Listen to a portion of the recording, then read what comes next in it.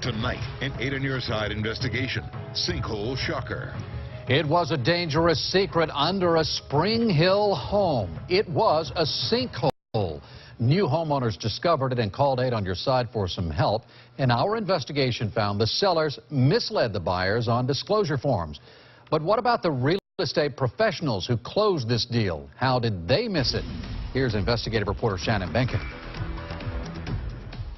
There were many people paid a lot of money to make sure this deal was clean, but everyone, the realtors, the insurance companies, the inspector, the appraiser, the title company, the lender, none of them caught this in time.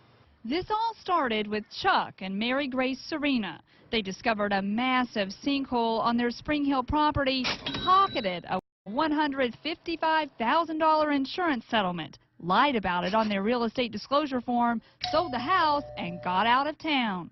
We got a call about your old house on Bonnie in Spring Hill, about a sinkhole there. I have no comment. You have to talk to my lawyer, period. The new homeowners, Adam and Victoria Cooper, are left with a mess.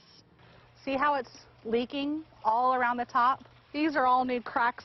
There's more cracks that are starting to come up. But here's the big question. How did this deal close with these real estate professionals overseeing every step of the process? They're all supposed to cover your back.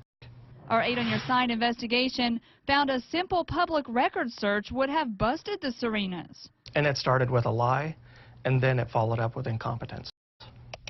With a few clicks, big red flags pop up, but nobody bothered to look. We want to know why, so we started by calling the home inspector. There was an issue, you just didn't catch it. He claims checking public records is not his responsibility and is a waste of time. Next, we went to the seller's real estate broker, David Longspaw. So given what your agent knew, do you think she did enough to disclose this problem? She disclosed exactly what the seller had told her. Okay, so if the agent wasn't responsible, what about the title company? Well, guess what? That's actually run by David Longspaw, too. And he just wants to point the finger at everyone else. It looks like a lot of people that represented this buyer let them down, from their home inspector to their realtor and to their insurance company. The only person taking any responsibility at all is the Cooper's real estate agent. You know, I've been in this business 13 years, and this is the first time that I felt that somebody, I would say, got one over on me. They blatantly lied to me. He points to an email he sent to the Serena's realtor, asking point blank whether there was a payout for a sinkhole. The curt response came 2 weeks after the closing. I do not know about the payout, and he is giving no information. The he she's talking about is Chuck Serena, who insists he didn't do anything wrong. Was there a sinkhole there? It was disclosed. It says right here on the sinkhole form, on your disclosure form, that you didn't get paid. That there was no claim, that there was no damage. I'm not making no comment.